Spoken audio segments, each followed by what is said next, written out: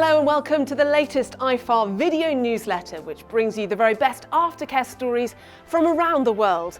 To mark the beginning of 2023, we've come to the historic Jockey Club rooms in Newmarket. It was here 270 years ago that the English Jockey Club was established and the first ever rules of racing were compiled. Tonight though, we're celebrating racehorses who've gone on to flourish in careers where a different set of rules apply. The annual ROR, or Retraining of Racehorses Awards, champions the year's elite performers in everything from showing and dressage to endurance and polo. We'll find out who takes home the silverware later in the show, but first we head to another country that values heritage and history, Japan. They recently had their most prestigious aftercare event, the Retired Racehorse Cup. First held in 2018, the latest running of the Retired Racehorse Cup saw a total of 40 former racehorses take part, 12 in dressage and 28 in show jumping, each of which had successfully come through several qualifying rounds to reach the final at Tokyo Racecourse. 年間8000頭弱の馬が生産されてます。そういう引退している馬たちをいかに幅広く受け入れて彼らの第二の人生を広めてやるかっていう RRC っていうのが一つの契機として馬ってこの競馬終わった後にこういう活躍をしているんですよっていうのを知っていただくっていう大きな使命があると思いますね。ドイツから有名な選手を、マネージですね、クリニックって形で教わったんですけども、ドイツの選手たちもサラブレッドの能力にびっくりしてて、これから世界中でこういう活動に取り組むことが、一番かなと思ってますね。サラブレッドで繊細なので、どんだけ基礎的なことをこう丁寧に積み上げてあげれるかっていう、毎日毎日丁寧にトレーニングしてあげるっていうところを。After the precision and discipline required for dressage, it was time to demonstrate another side of the Thoroughbred's versatility, with 28 horses competing in the show jumping final. 6年前に乗馬を始めて RRC の地区大会をですね生で見てプロたちが小回りして一生懸命走ってその姿にすんごい感動したんですよね。2人で2年間ぐらいやってきたんですけど自分もRRC の挑戦が今年で最後かなっていうところもあって彼の最後とちょうど重なったのでそこも含めていい相棒なので有終の美を飾れたらとは思ってます。From Japan, we now move to the other side of the world and to America for another event which showcases the Thoroughbred's versatility and trainability. It's the Thoroughbred Makeover. This event, which was first staged in 2015, is held over 3 days. It takes in 10 different disciplines and it sees up to 500 ex-racehorses all vying for their share of the $100,000 prize pot. Held at the Kentucky Horse Park, Lexington, the Thoroughbred Makeover is the world's largest event for former racehorses. Open to professional, junior and amateur riders, it's a retraining competition for recently retired racehorses.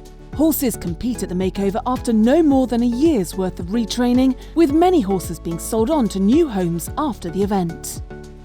One of the standout stories among the horses at the 2022 makeover was that of a Thero who was bred in Australia, raced in Hong Kong, retrained in Canada and competed at the makeover in Kentucky.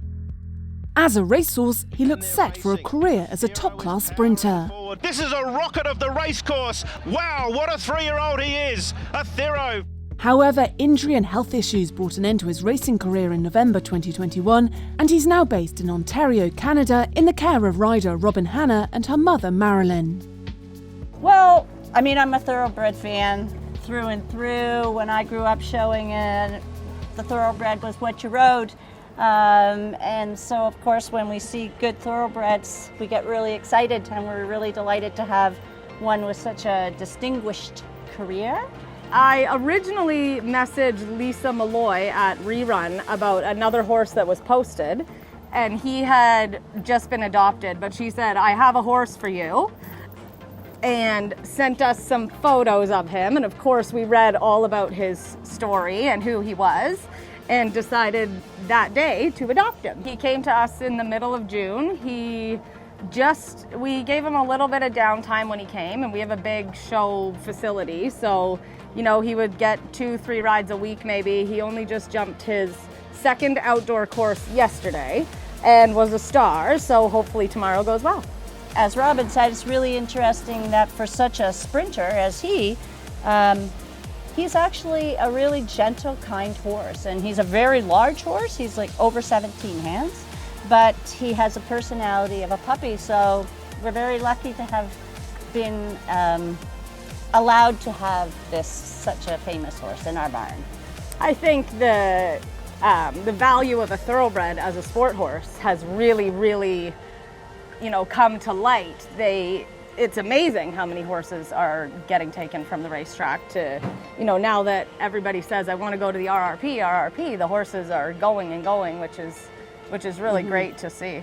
And I think what's really interesting too is how many different disciplines 10 different disciplines is really a fantastic thing that they're, you know, Western and polo and hunting, and so it's such a versatile breed and such an athletic breed. It's really nice to see that being recognized again.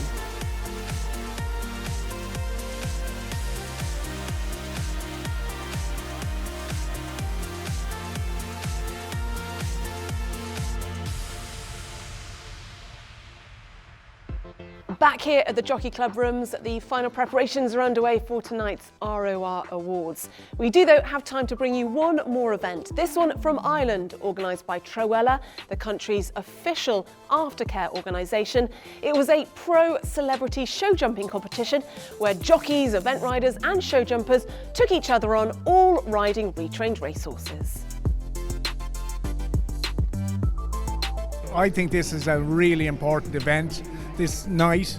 This is only our second year doing it. It's important on a whole lot of fronts. Mostly I want to thank the riders and the horses for coming here.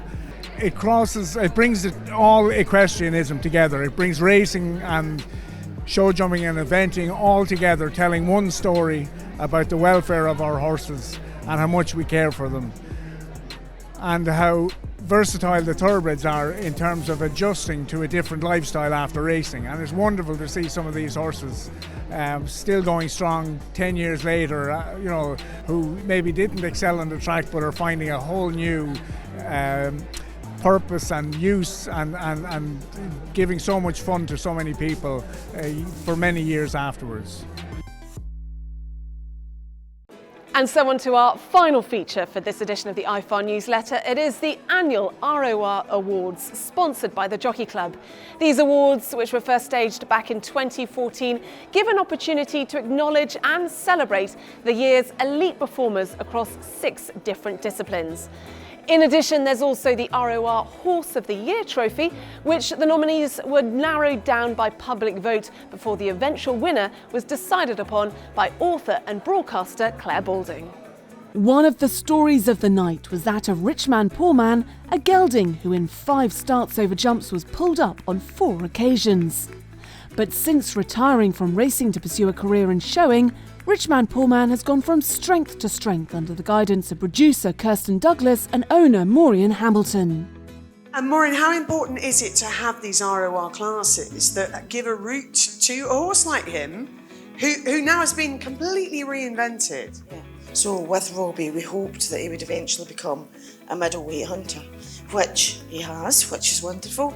But the ROR classes gave us a great foundation to be able to place him in a class and let him see what it's all about. You know, yeah, they can be exciting at times. 30 former racehorses in a small ring can be exciting, but it was brilliant for us just to put him in and see how he fared and learn from doing it at that level before we stepped him up. And to be honest, I can see and hear from both of you how much this means, because it's an amazing story. You know, to take a horse that's had 0 success on a race course and turn him into a champion. What age is he now? He's to be 10 this time, yeah. So years ahead of him. Absolutely. And he's not only just good on the flat, but he's very, very good over a fence too. And he loves to do that. So there's also another job waiting for him to go ahead and do, hopefully. We'll leave it there. Thank you so much. Congratulations to both of you. Thank you, and well done to Robbie. And then, with the evening drawing to a close, it was time to announce the ROR Horse of the Year. The winner of the Jockey Club ROR Horse of the Year is First Fandango.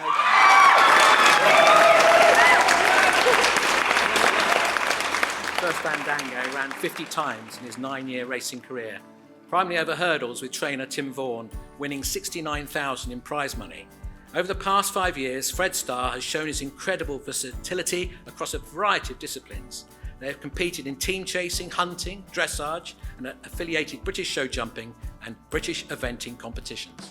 And with no end to his blossoming and burgeoning talents, 16-year-old Fred Starr has also flourished in the show ring, winning the Tattersalls ROR Amateur Special Series at the ROR National Championship Show for 2 years running, as well as being placed at the Horse of the Year show twice. And Hannah said, First Fandango is my absolute world. He is part of the family and has given me some of the best days of my life. The roar that went up, I don't think you expected this. Not only was the film beautiful, your little boy did rather steal the show. To be honest, I didn't expect to be here. That horse is an absolute legend. And you are doing it pretty much on your own. This is not a big team. No, I work full time in racing, so 4:30, 5 o'clock in the morning, he could go in the field. I can get back at midnight if I'm in Kempton or anywhere. I travel all over the country. But who do you work for? John Spearing. But that horse comes first in my life. No matter who, what, money, goes on Freddie. I think that is absolutely fair enough. And just your little boy, what's he called? And the fact that he can lead this horse in, who's not easy, that he can just lead him round like a pony. Yeah, so Harry, he just turned 6. Freddie just adores him. Whereas my friend Joe there, who led him up, showed Freddie is not easy at entry. He was more like flying a kite that day. But yeah, when Harry's around, he's just amazing. Like, words will I'll never explain how amazing he is for me. And this clearly means an awful lot to you. Yeah, I just can't. I thank you so much. And thank you to all my friends for supporting me and helping when I need a power pushing or tack cleaning or anything like that. It means so much. Thank you. Well, this is in huge recognition for all the work you've put in, for all of our finalists and the love that they've shown those horses. Your friends are wiping away tears as well. They're filming every second of this. It's a great night for you, Hannah, but it's a great night as well for racehorses and showing what they can do in their second life. So many, many congratulations. So that's it for this edition of the IFAR Video Newsletter. I hope you can join us next time when we'll be showcasing more of the wonderful work being done by Aftercare organisations from around the racing world. We'll see you then.